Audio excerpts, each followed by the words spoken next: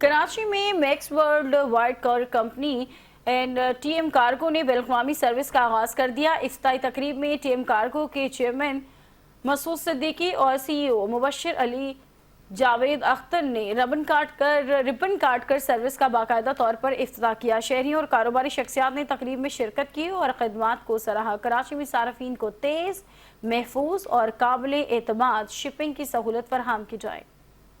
Max World Wide courier company کی افتتاحی تقریب ٹی ایم کے چیئرمین مسعود صدیقی اور میکس ورلڈ وائڈ کے سی ای او مبشر علی اور جاوید اختر نے سروس کا باضابطہ ربن کاٹ کر افتتاح کیا۔